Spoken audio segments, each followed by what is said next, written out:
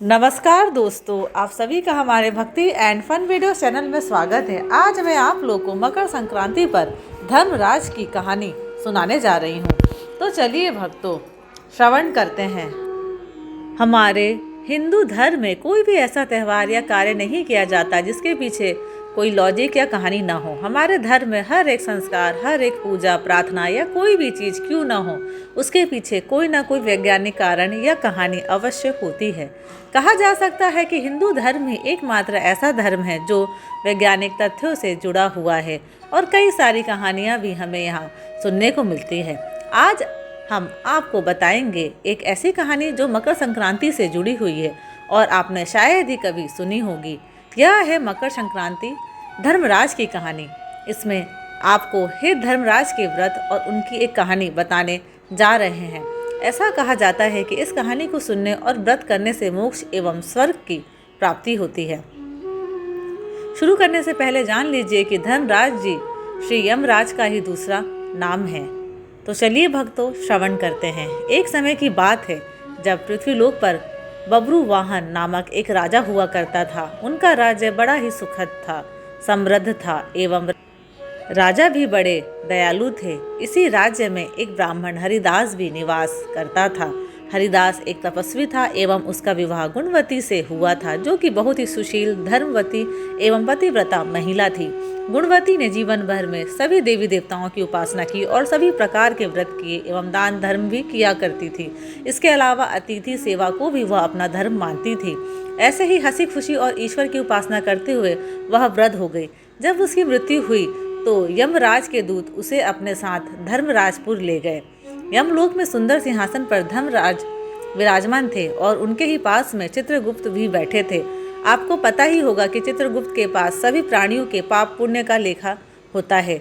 चित्रगुप्त प्रभु को प्राणियों का लेखा जोखा सुना रहे थे। तभी वहां यमदूत गुणवती को लेकर पहुंचे। गुणवती उन्हें देखकर थोड़ी भयभीत हुई और मुंह नीचे कर खड़ी हो गई। चित्रगुप्त ने गुणवती का ब्यौरा निकाला और धर्मराज को बताया। धर्मराज ने पूरा ब्यौरा देखा और वे प्रसन्न हुए, परंतु फिर भी उनके मुखमंडल पर थोड़ी उदासी सी छा गई थी। यह देखकर गुणवती ने पूछा, हे प्रभु, मैंने तो सारे सत्कर्म ही किए हैं, फिर भी आपके मुख पर यह उदासी छाई है, इसका कारण क्या है? कृपा करके मुझे बताइए। प्रभु, मुझसे क्या भूल हुई है? यम धर्मराज ने उत्तर में कहा, हे देवी, तुमने सभी देवी देवताओं के व्रत किए हैं, उपासना की है, परंतु कभी तुमने मेरे नाम से कुछ पूजा या पाठ या कोई भी दान धर्म नहीं किया है। धर्मराज की यह बात सुनते ही गुणवती क्षमा याचना करने लगी और कहने लगी, हे प्रभु, मुझे आपकी उपासना के बारे में कुछ ज्ञात नहीं। मैं नहीं जानती आपकी उपासना कैसे करते हैं। कृपा करके मुझे वह उपाय बताइए प्रभु, जिससे कि सभी मनुष्य आपकी कृपा के पात्र बन सके। यह सुनकर गुणवती ने धर्मराज जी से क्षमा याचना की और कहा कि मैं आपकी उपासना नहीं जानती थी। कृपा करके वो उपाय बताइए जिससे सभी मनुष्य आपकी कृपा के पात्र बन सकेंगे। मैं आपके मुख से आपकी भक्ति का मार्ग सुनना चाहती हूँ और मेरी यह इच्छा है कि मृत्यु लोक पर वापस जाकर आपकी भक्ति करूँ और सभी लोगों को भी इसके बारे में बताऊँ। धर्मराज जी ने उसकी विनती सुनकर बताया, जिस दिन सूर्य देव उत्तरायण में प्रवेश करते हैं, यानी कि मकर संक्रांति के दिन मेरी पूजा शुरू करना चाहिए और उस दिन से लेकर पूरे 1 वर्ष तक मेरी पूजा करते हुए कथा सुनना चाहिए और एक दिन भी पूजा या कथा नहीं छूटनी चाहिए। साथ ही पूजा करने वाले व्यक्ति को धर्म के इन 10 नियमों का पालन करना चाहिए। पहला, धीरज रखना एवं संतुष्ट रहना। दूसरा, अपने मन को वश में रखना और सभी को क्षमा करना। तीसरा, चोरी या अन्य दुष्कर्म नहीं करना। चौथा, मानसिक एवं शारीरिक शुद्धि। पांचवा, अपने इंद्रियों को वश में रखना। छठा, बुरे विचारों को अपने मन में न लाना, यानी कि बुद्धि को पवित्र रखना। सातवां, पूजा पाठ एवं दान पुण्य इत्यादि करना। आठवां, व्रत करना एवं व्रत की कहानी सुनना। नौवां, सच बोलना एवं सभी से अच्छा व सच्चा व्यवहार करना।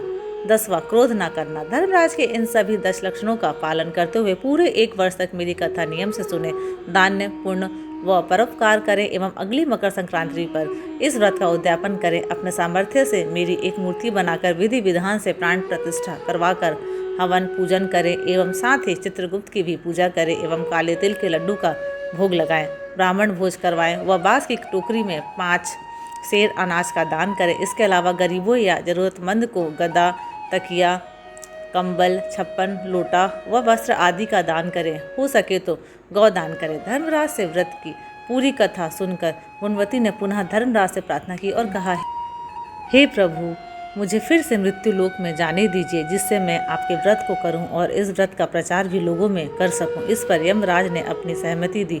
धरती लोक पर गुणवती पुनः जीवित हो उठी और उसके परिजन प्रसन्न हुए। गुणवती ने धर्मराज से हुए वार्तालाप के बारे में अपने पतिदेव को बताया और कहा कि हम यह व्रत अवश्य करेंगे और धर्म के नियमों का पालन भी करेंगे। मकर संक्रांति आते ही गुणवती और उसके पति ने व्रत शुरू कर दिया और 1 वर्ष पश्चात इसका उद्यापन किया।